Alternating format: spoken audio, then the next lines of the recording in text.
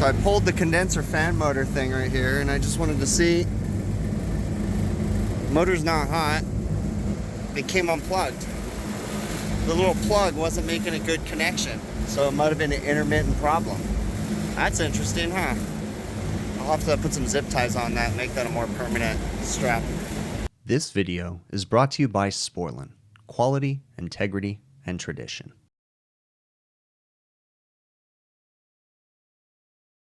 Today I'm called on a kitchen AC, that's this guy right here, and they're saying that it's not working. Now, we had a service call about a week ago and sent some service technicians out here. They said the kitchen was hot, and this customer does not do routine maintenance.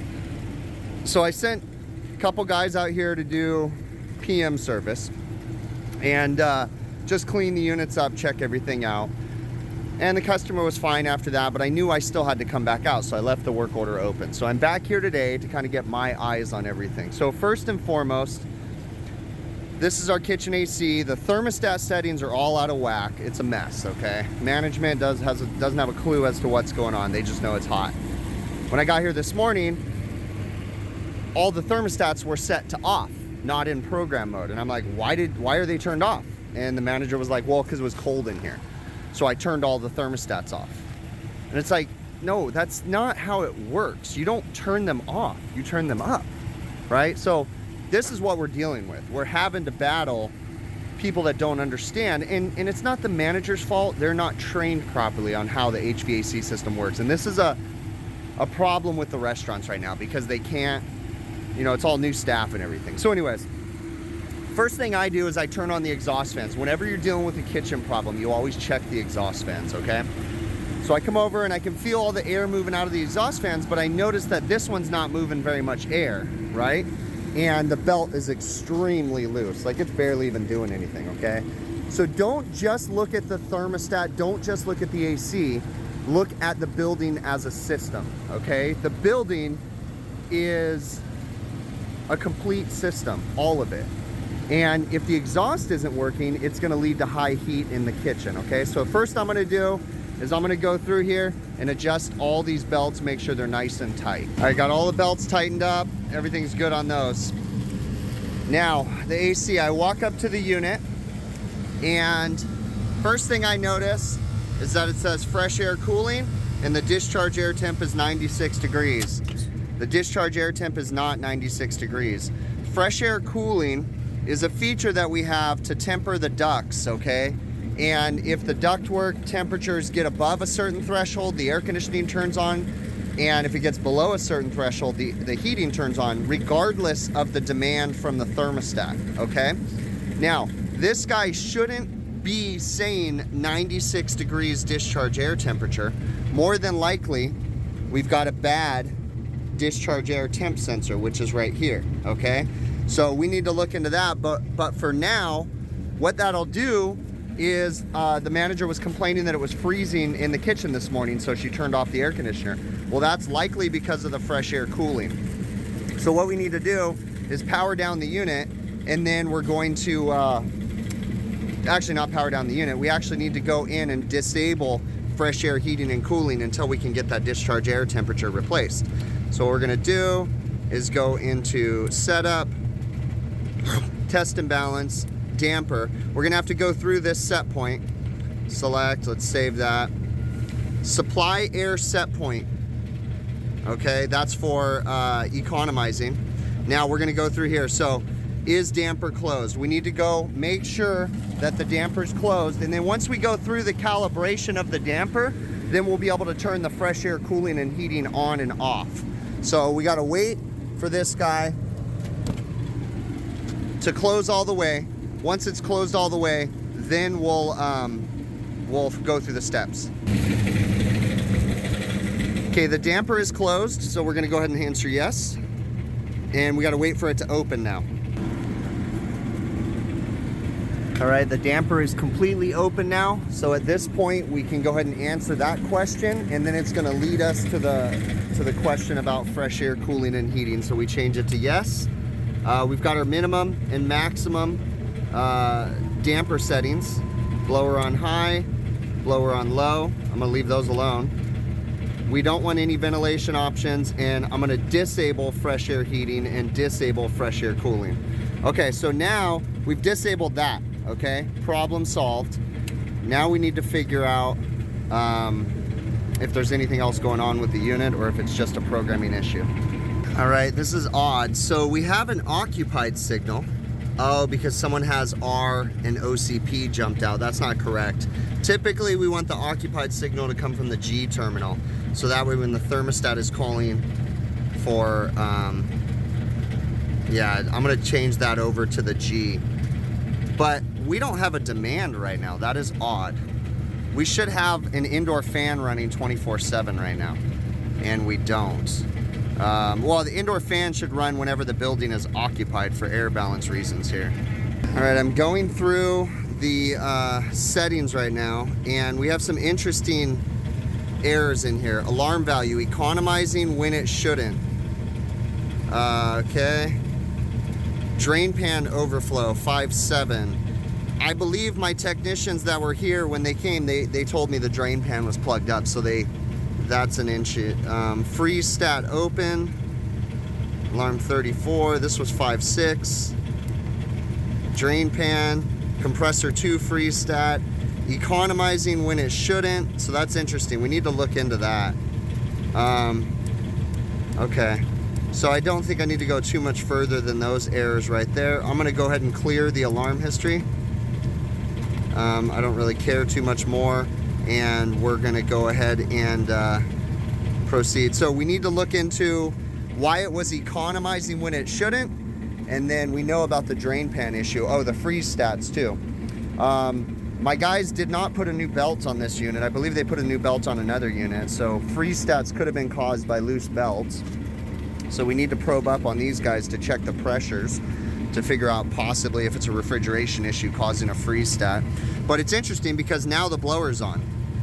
I did switch it over to the occupied to the G. So here's the theory behind that, the occupied mode. This unit's economizer and outside air dampers will open to the minimum position when the unit is occupied, because we need the outside air dampers open to bring in fresh air into the building, but you don't want that to happen when nobody's in the building. You only want it to happen when it's occupied. So the reason why I have occupied hooked up to G is because the way we run these thermostats, whenever they are in the building, the indoor fan runs. Now, we don't have humidity here in Southern California. It's very minimal. So that's why we do it that way. I realize in humid climates, you may not want to run the indoor blower all the time. You can balance your building different ways in humid climates. But here, this is how we typically do it. So I switched that over. But it's interesting, though, that the blower wasn't running a few minutes ago, and now it is running. You can tell a lot just from observing. So it just went to no demand, and the fan turned off again. So I definitely need to go down to the thermostat and see what's going on. There's something funky in the thermostat that's causing a problem, that's intermittently turning power on and off coming up to the unit. It doesn't hurt just to step back and watch for a few minutes. I've been up here for 10, 15 minutes just watching the unit operate, and I'm noticing that the indoor fan is turning on and off erratically, really. So I come up here, and this is our bar. This should be our kitchen. And this should be the dining room. This one right here should be the one that's our problem. It says occupied. There should be no reason why this thing's, it's actually set for 69, so it should be cooling at the moment. Let's look at our fan settings. Fan is on, and it's not sending power up to the unit.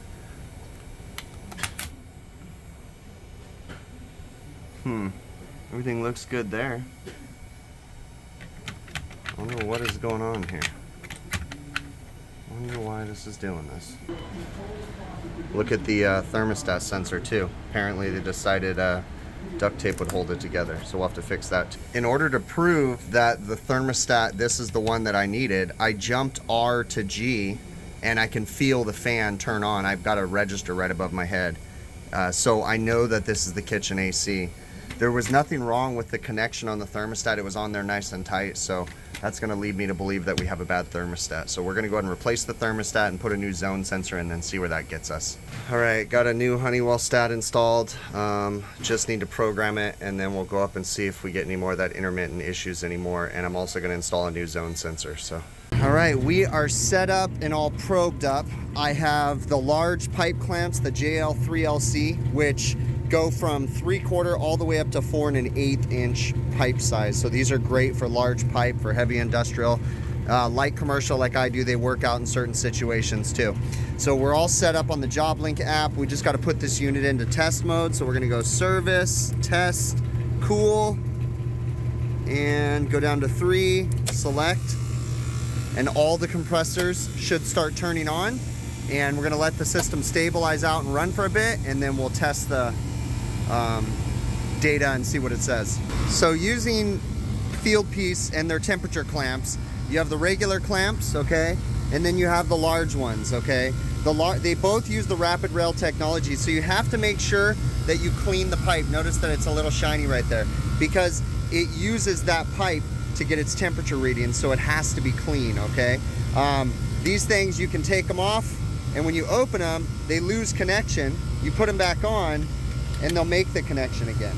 So, and also they were designed in the way that if the pipe isn't too dirty, you can literally scrape it back and forth, and it's okay to do that, and that'll help to clean it too. So this system is just about stabilized out. You can see that I'm testing 3 compressors at the same time. That's why I got my S-Man out. I actually have enough probes to do 3 compressors, but I don't have enough probes to get discharge pressure at the same time. So I'm getting liquid pressure and discharge pressure so I can see the differential between the two. So coming up here using the JobLink app, now you can get delivered capacity right here. Now the delivered capacity, you do have to measure the airflow. Now I put 6,000 because that's what this unit requires, but I actually didn't measure the airflow.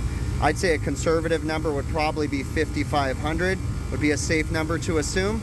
So once we input that and we hit done, we'll get a capacity change right there. Not too much, but a little bit, okay? So you actually have to measure the airflow. You can use a hot wire anemometer. You can, get in there and figure it out that way if you want. Now I also have a VFD driven system, but this one right here is on, when all 3 compressors are running, that VFD runs at full speed, okay? So I think our delivered capacity is within range. Again, I didn't actually measure it, I'm just making an assumption. Air side, we're about a 20-degree temperature split.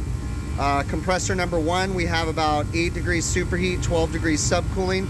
Notice that there's a 30-something PSI difference from liquid to discharge pressure. That is normal, okay? About the same on compressor number 2, about a 30 PSI pressure difference, 11 degrees subcooling, 8 degrees superheat. This guy's running a little bit higher on the subcooling, 14 degrees, 13 degrees, it's kind of moving around, and about 12 degrees superheat. So I'm not seeing any real issues with this system refrigerant-wise. Remember that we had freeze stat safeties, meaning that the evaporator got too cold. Well, we look at our saturation temperature for compressor number 1 is about 40 degrees. Compressor number 2, 36. Compressor number 3, 36. I'm not seeing any problem in that. So I think that maybe when my technicians were out here the first time, maybe they tightened up that belt. Maybe they had a loose belt before they did that, okay? So this unit, I changed the thermostat. Everything seems to be working proper on it. I really don't see any other issues other than we need to get a new discharge air temperature sensor because it's reading 93 degrees when it's not 93 degrees. Everything else checks out okay. So don't see any other issues with the unit. Condenser's clean. Condenser fan motors are staging because it's only 75 degrees outside, so this condenser fan motor's not running yet. Coming over here, everything's looking good. Metal mesh filters are clean. Don't see any issues there. Air filters are clean. They use a filter changing company to change those, so I don't see any issues with those. This unit's checking out, so I think we're gonna call it with a new thermostat and tell them to keep an eye on it, and then we'll definitely talk to them about changing that discharge air temperature sensor. All right, we are back today. I've got the discharge air sensor for this, but the customer said they're still having issues. So let's open this up. Interesting. Okay. Y1, Y2, OCPG with no demand. We have no demand on this right now. Well, shouldn't say that. It's not running. But we have a code 30 and a code 147. 147 is not a big deal. But code 30 is something. But look at that. We're calling for Y1 and Y2, but we're not turning on. So the last time my guys were here, they were cleaning the unit up for me. They noticed that they had a drain pan overflow switch issue, and they cleaned the drain pan because it was plugged up. But look at that. Alarm code 30 drain pan overflow switch. So yeah, this unit's trying to run, but the overflow switch is locking it out. So I need to find that overflow switch, figure out if I can even get one today, how to bypass it, what's going on with it. But we can look over here and make sure that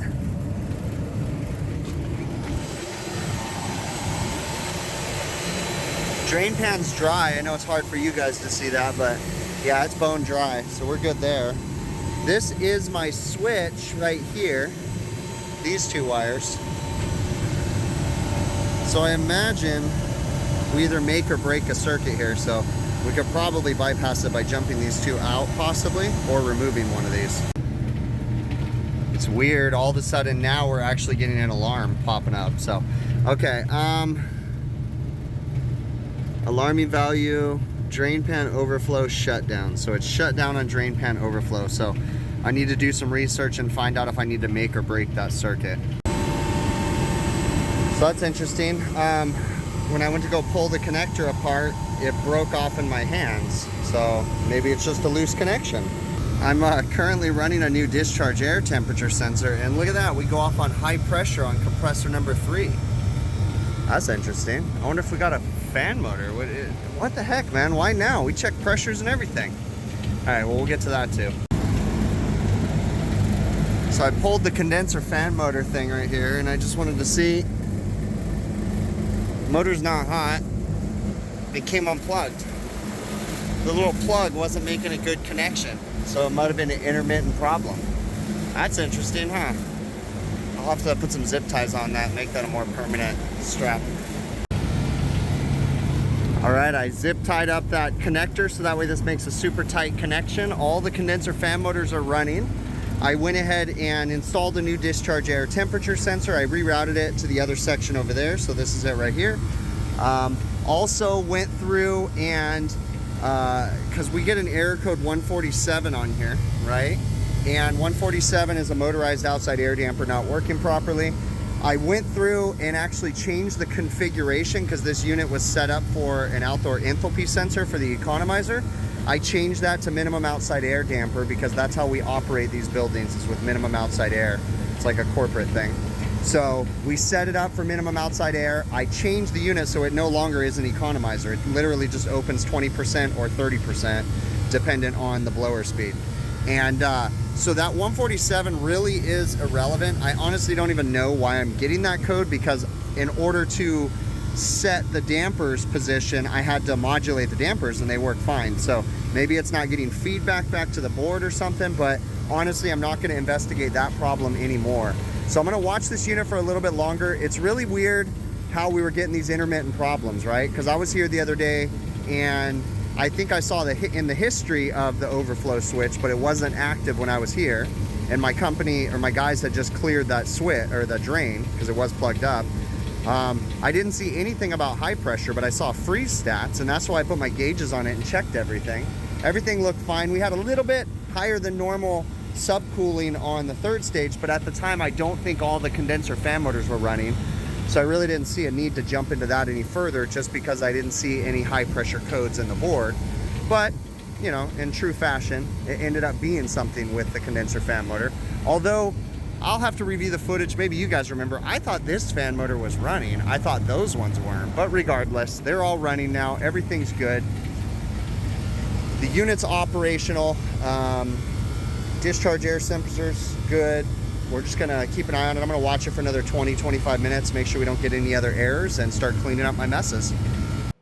I swear, This take right now is like the fourth take I've done trying to do this outro because my animals keep coming to my door. My cats are meowing. My dog is whining. I let the dog in the office. I started over. He starts whining again. In the middle of recording this, I'm going to pull my freaking beard hairs out. I'm going crazy trying to record the outro to this video.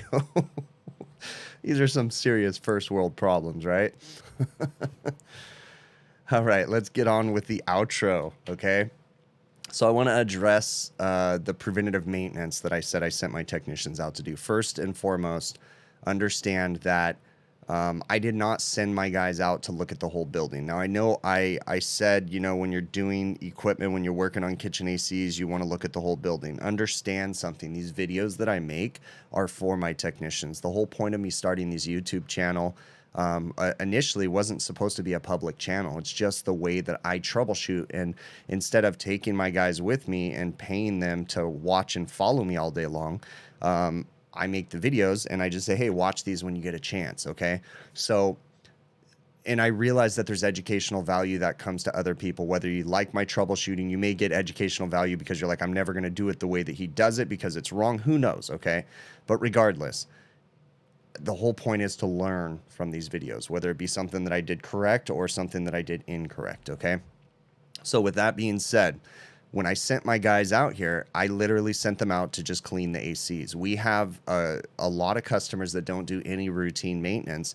And so when we go out to do a service call, it's no longer a 2-hour service call because you got to clean the equipment before you can even diagnose the equipment. So you end up spending 6 to 7 hours on one piece of equipment, and it's annoying, right? So usually what I do to save myself time is I'll send some people out, hey, just go clean the equipment, triage it for me, and then I'll come in and I'll troubleshoot, right? Especially when I know it's going to be a complicated issue, which unfortunately it just tends to be more and more complicated stuff. This one was a one thing after another service call. It just seemed that everything kept coming. It can be very easy to get lost in these one thing after another calls. And also it can be very easy for the customer to get frustrated and upset with you because especially if, you know, you don't have the ability to troubleshoot multiple things. And there's nothing wrong with that because everybody has different service levels or levels, skill levels, I should say, you know, at which they can diagnose things. And I'm not perfect. I'm sure there's people much better than I, okay? So this was a confusing one. And, you know, remember that when your customers start complaining, well, you just fixed it or you just cleaned it. Well, you know what? If you don't maintain your equipment regularly, little problems can escalate to this kind of stuff. Okay. So it is what it is. Just do your best and remember that it's okay to step back and watch. I get so many YouTube comments. I wish I had this much time to spend on a service call. If you're being pushed through your service calls, now I understand in the heat of summer, sometimes you got to do what you got to do. You know, you're super busy, but remember that when you're on a job site, you need to be on that job site. That's the way that I treat my customers. When I'm there, I'm there. Okay.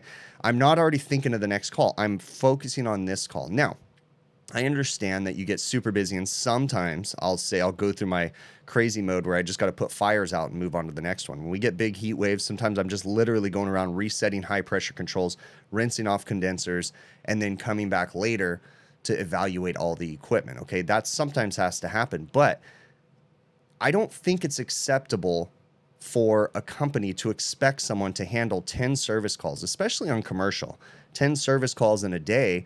You're not giving the customer any value if you can't spend time at their equipment. Now, I also understand the flip side that, you know, if customers don't maintain their equipment, it's hard to have someone park at a job site to clean and then evaluate, you know, so it's kind of a fine balance and it's, you know, whatever. But for the people that leave in my comments, I wish I had this much time. I think you need to start evaluating, you know, where you work. If you're not being given the proper time to be able to diagnose and evaluate equipment. Now, you know, it's completely understandable, you know, that again, when you get busy, you have to do what you have to do. But I don't know. I don't know where I'm going with that, but just remember the people that are in my comments always saying like, I don't know how you have that much time. You know, I don't know how they don't have that much time. Like, you know, I mean, there's something going on there. So we need to give the customer the proper time. Okay. You know, I see issues with all sides of that, but regardless, we got out there. I sent some guys out to kind of quickly clean the equipment. I didn't expect them to go through everything, okay? I came out, first thing I did was evaluate the exhaust fans, just from experience. It's like, dude, let's knock this out. Heat comes from not being extracted from the building, right? Cooking appliances and different things. So let's get the exhaust system up and running. Tightened all the belts, got that pulling all the air out of the building, okay?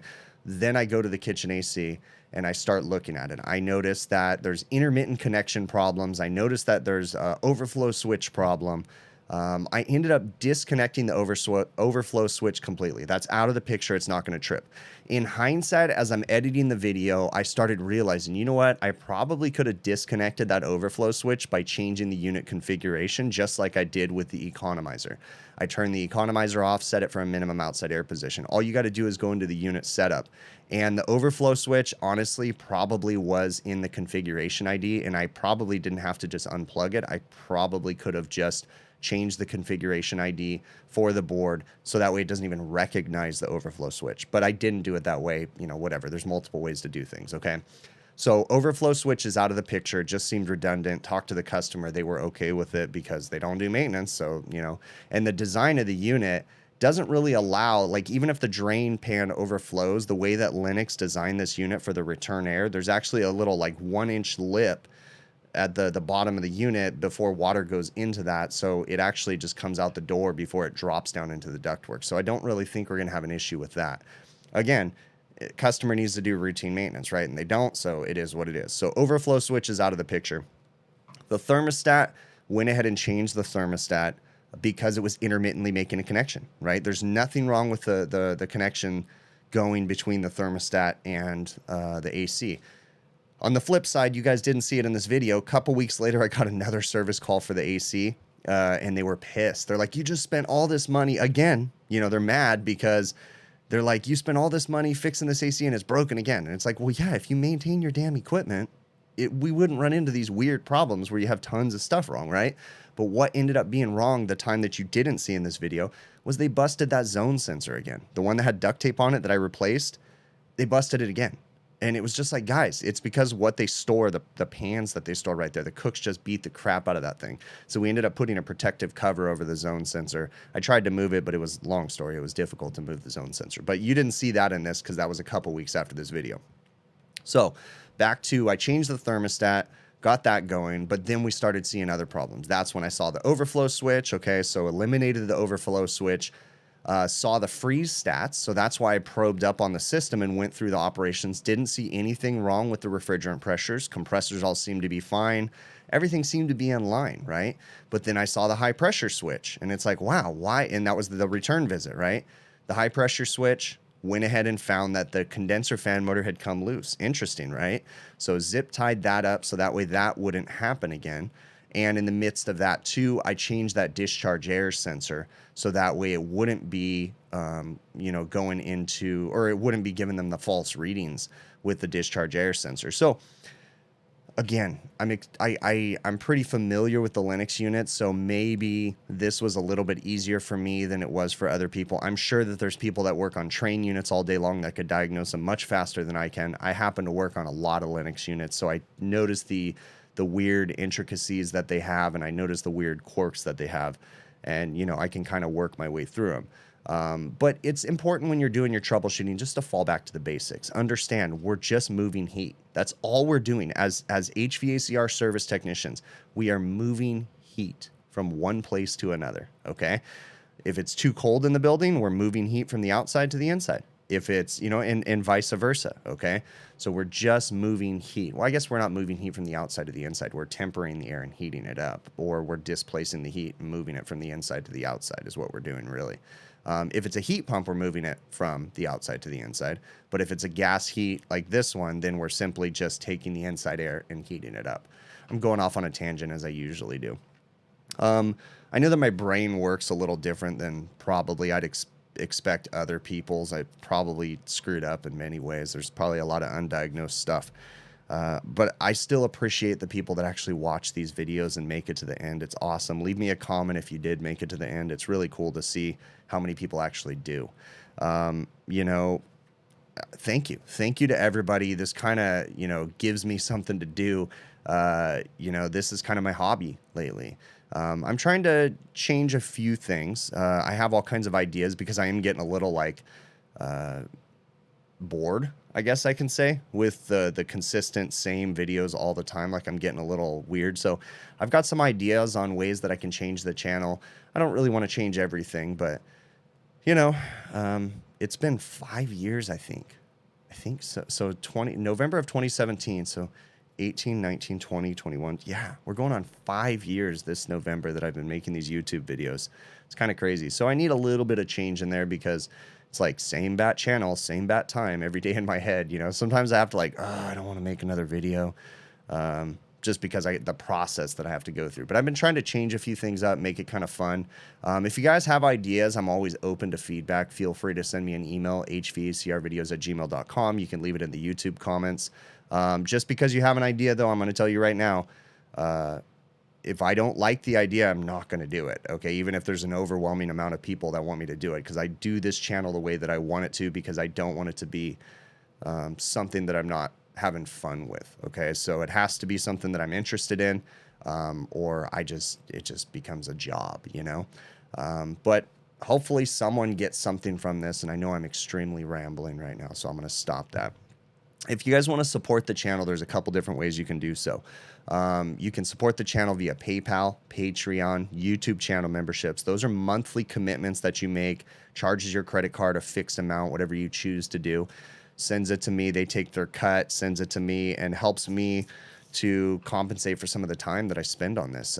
You can also, you know, during live streams and even in the comments, you can support it via Super Chat or Super Thanks, I think, on YouTube. There's my website, hvacrvideos.com. I have merchandise available on there. The #1 seller is this hat right here. Everybody loves these things. They're a cool design. I purposely designed them for service technicians. They have a black underbill. They're breathable, so it's hard to tell, but you can actually see through the hat. It's not a trucker hat. It's really hard to explain, but it's a really interesting design. They're very breathable. I sweat a lot less in these hats than I used to in other hats, so they're really cool.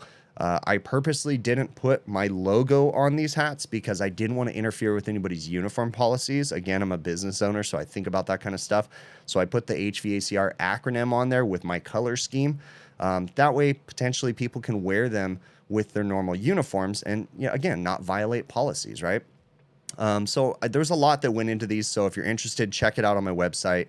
We try to keep the prices as low as possible. I'm not trying to make a fortune off of merchandise. I think I make like $5 a hat or something like that. So it's not even that much. Sometimes, you know, I include shipping in the price, so it's really not even that much. If you're interested, check it out. There's shirts on there, sweatshirts on there, beanies on there. You know, check it out. Also, if you're interested in purchasing any tools, go to truetechtools.com. They're an affiliate that I work with. They're a cool company. I know a lot of the people there, met them several times. Very cool people. They have a great selection of tools, and we actually set up an affiliate program where if you use my offer code Big Picture, one word, you get an 8% discount. I get a small commission from that. Yeah, they just have a great selection of HVACR tools. So check out truetechtools.com. It's a great way to help support the channel. Remember that I try to go live on YouTube Monday evenings about 5 p.m. Pacific. I know this upcoming week, it is July 9th right now, so this video will be released on July 10th, and then July 11th, I actually will not be doing a live stream because it's my daughter's birthday, so I'll be spending time with her on that one. Crazy thing is my daughter's 16th birthday. Is that not freaking bonkers? Like, dang, man, 16-year-old daughter. Huh. Wow, that's just crazy. It's awesome, though. A lot of fun, but it's just crazy that that time has gone by. 16 years since I had my first kid. Wow. And I know a lot of you guys have children much older than that, so, or guys and gals, right, have children much older than that. But it's just crazy for me. It's awesome. I try to spend as much time with my family as possible. Thank you to all of you that support this channel by watching these videos, commenting and all that different stuff, because you help me to be able to spend more time with my family. So it's awesome. Okay. So thank you so very much from the bottom of my heart, my family's heart. It's awesome. Again, I really appreciate you. But anyways, live streams Monday evenings, 5 p.m. Pacific. And then also Friday evenings, I go live with my friends on the HVAC Overtime YouTube channel about 6:05 p.m. Pacific.